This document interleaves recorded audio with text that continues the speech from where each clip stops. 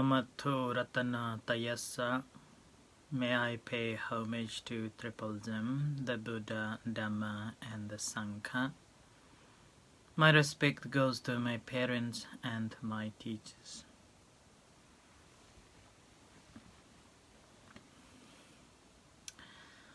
Hello, good evening everyone. So today is Sunday, the 17th of January 2021, and this is Ajahn Sujan from Varapunya Meditation Center, Aberdeen, Scotland. So as usual, I'm here with you all tonight. Hello Margaret, good evening. Hello Yvonne, Manish. Hi everyone. So I hope that you're all having a wonderful time despite this cold. At the center, the roads are still scattered with the ice and still cold. And then we are in a lockdown, so we cannot go anywhere. So here I am again, just to be part of you, talking to you, although you don't talk to me. You can text me, like Yvonne just text saying good evening, hello, good evening. It's from Thailand, Anuson, hello, Sapaidina. So this is a time just to be and share. And it's been a couple of days I've been thinking that I've been talking here and there, not the Dhamma at all, sometimes nonsense, other times just a few things. And then I thought that now I will use the scripture and then we'll read the scripture and we'll interpret from my understanding of those words from the scripture. And this particular section that I'm going to continue reading and analyzing is the Satipatthana Samyutta, and this is about the connected discourses on the establishment of mindfulness. And this is a section from a very giant book. I will show you. So this book, but I'm not going to read all from the front, but I will be reading only this connected discourses, this group, which has got around 100 discourses purely dedicated to the establishment of mindfulness. So the first discourse goes like this, and it says, the discourse name is Anbapali. Thus have I heard. On one occasion, the Blessed One was dwelling at Vesali in Anbapali's grove. There the Blessed One addressed the bhikkhus thus, bhikkhus. Now here, the initial word saying, thus have I heard. And here, thus have I heard, simply because it wasn't recorded during the time of the Buddha. So, all the Buddha's teachings that we call it a scripture, all the teachings were not written at the time of the Buddha. It was compiled after Buddha passed away or entered to the Parinibbana 3 months later. There were 500 noble monks had a meeting and gathered together and recited all the teachings, and in front of and then after recitation it was consulted between the venerable monks in the meetings, council, and it was checked, and after checked by the council in the meeting, it is recorded as the teachings of the Buddha. And that's how every discourses starts off with, thus have I heard. And this is simply because one of the leading reciter was the Venerable Ananda, who was the Buddha's attendant for over 20 years. And he had great qualities of memory, and once he heard it, he would memorize it for a good. It's like a good memory card. Once recorded, it's recorded for good, for his life, for until its life. So Venerable Ananda was reciting all these suttas in the council. That's why every discourses starts off with "Thus have I heard." So this is how the discourse is recorded. And normally every discourses will tell you where Buddha was, which place, and in which occasion Buddha gave that particular discourse. And here, in this discourse, it says, on one occasion, the Blessed One was dwelling at Vesali. So Vesali is one of the the cities in nearby Kusinara, and this is in Anbapali's grove. Now, this is a very beautiful story of Anbapali. Anbapali was a royal courtesan, and she was so beautiful and she was so attractive that every man wanted to hear or see and associate with her. And she could choose that whom she will go with.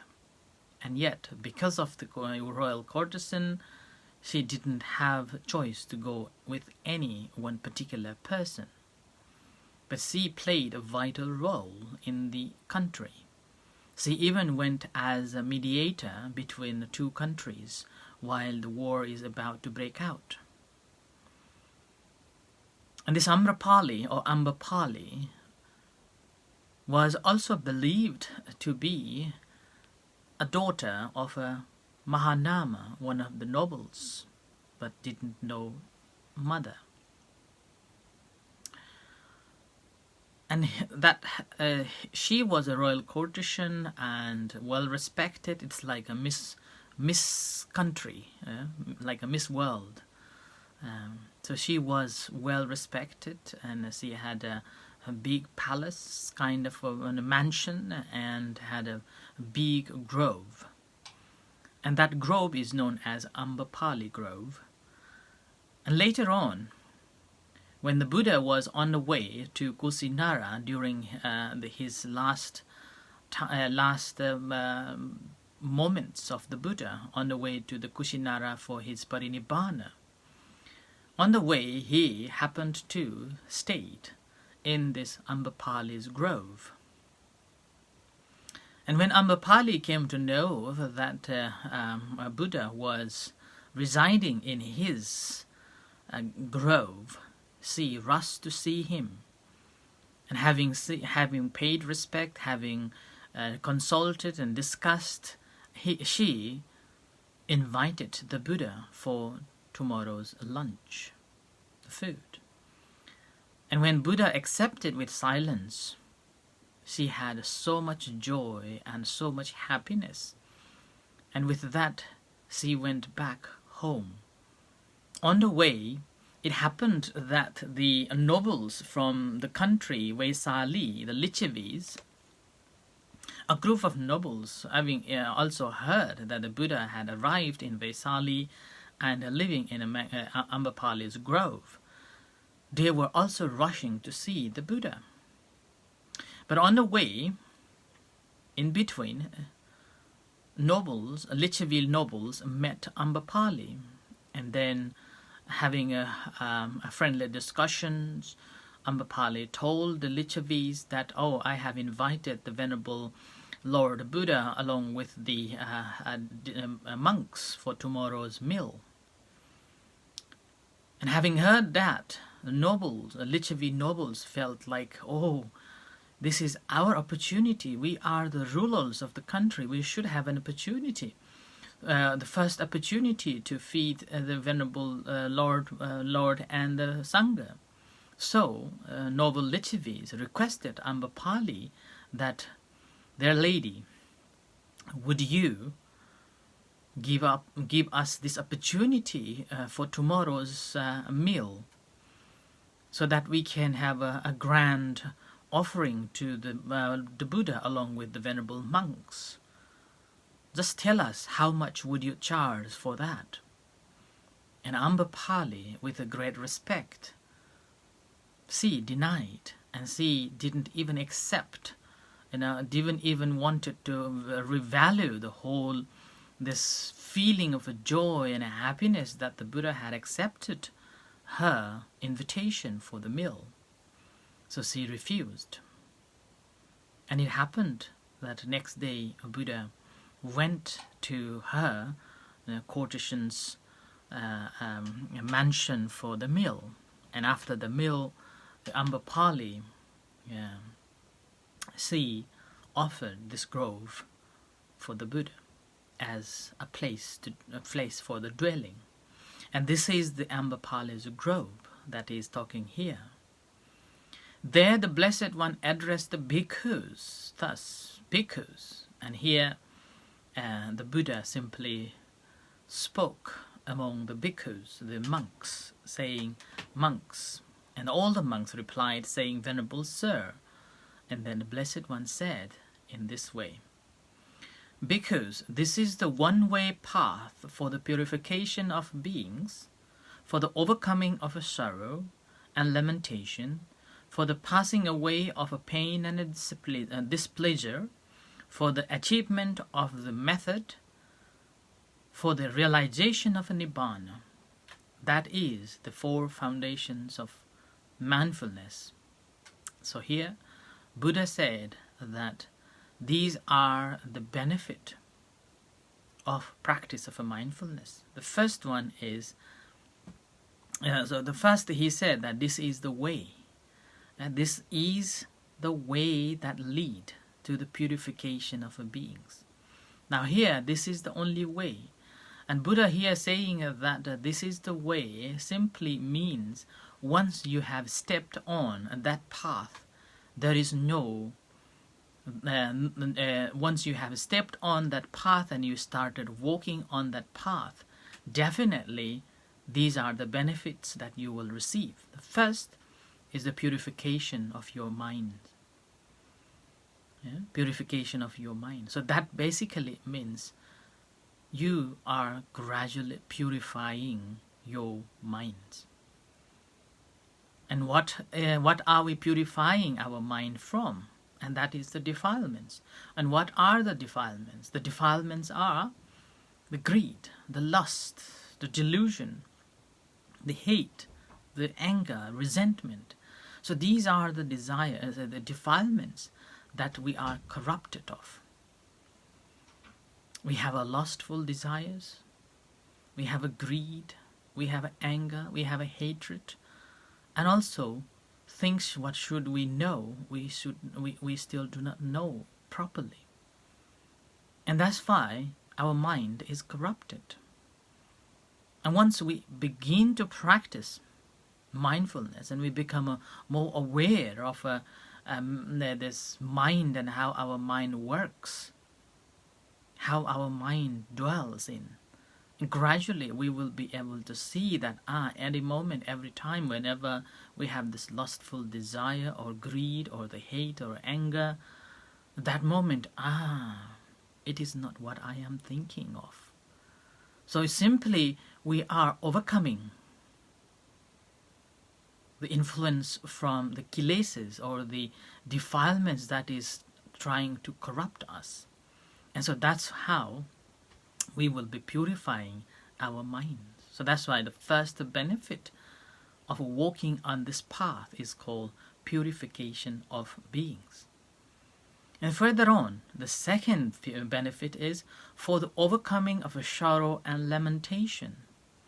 And now this sorrow and lamentation that we faced a lot, we always, and because of not knowing what should be known, because every time when we experience of any sort of feelings, and not knowing that this feeling is temporarily arising, it is like the bubble of the water when the rain falls and it hits the surface of the water that creates the bubbles.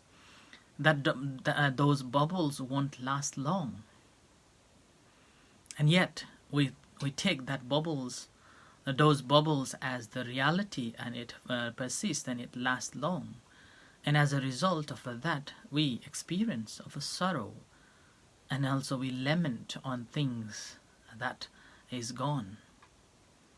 And with the practice of a meditation, it helps us to understand on these factors, and which in following days I will be explaining in detail of these. And the third benefit is for the passing away of pain and displeasure. Now, it's inevitable that we will not have pains. We always have a pain. The day when we're born until the day when we die, we will be experiencing various kinds of pains and displeasure in our life. Pain is inevitable, and yet meditation helps us to choose to be suffer or not to be suffer. So pain is inevitable, but suffering is our choice.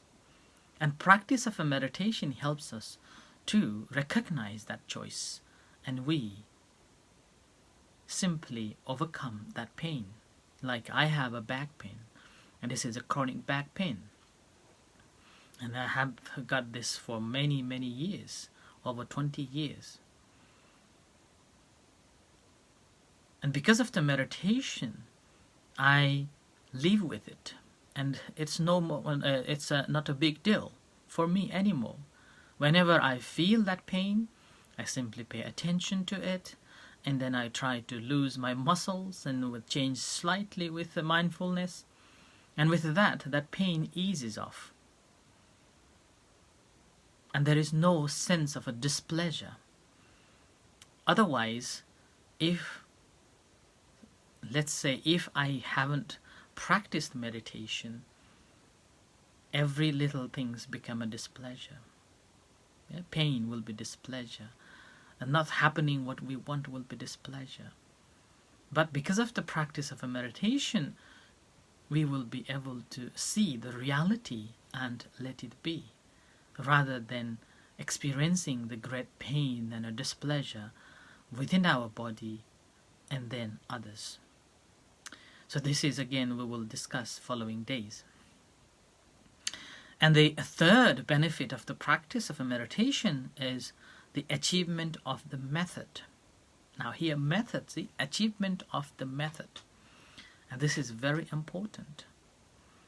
Any job or any skills that we do, there is a methods to do it. If you thoroughly following all those measures and methods, then finally you will be able to fulfill that job.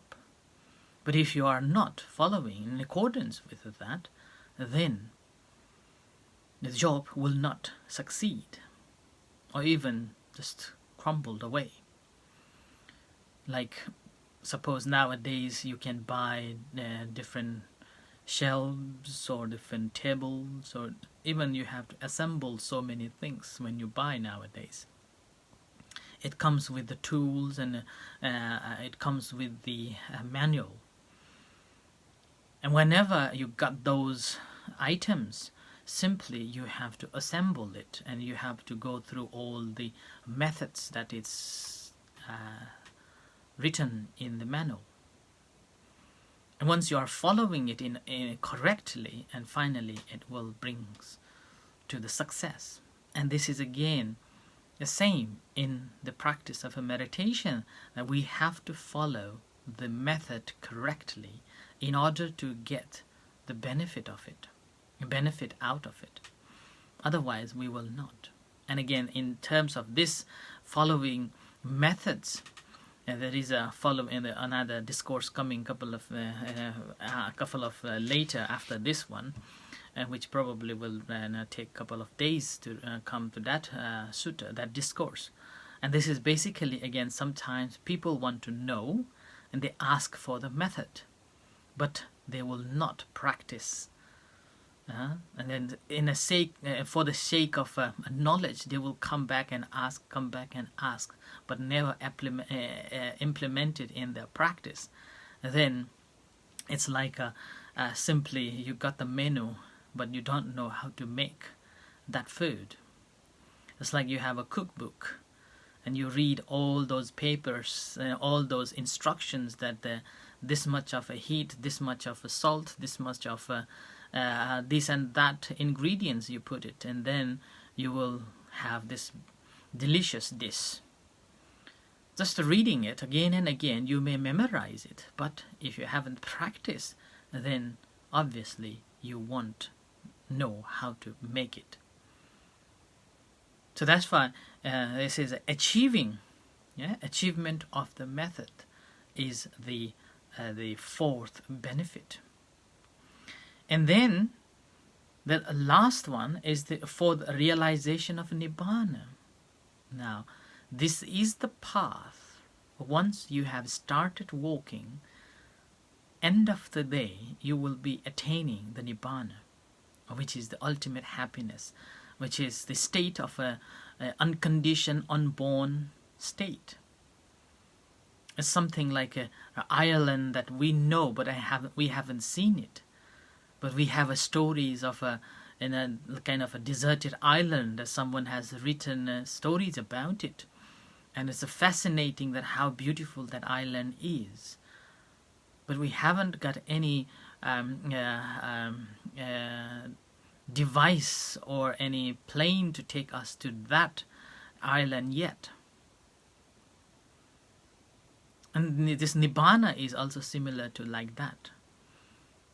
From the scripture and from the stories that we come across, we do understand that there is this Nibbana. And all what we can think about it is simply on the basis of somebody has written on the scripture and explained so-called the commentaries. And it does makes sense to us. And that is the path. If we are walking on this mindfulness path, definitely it is going to take us to that island, which is the supreme, ultimate happiness, which is the state of unborn, unconditioned state. And that is the realization of a Nibbana.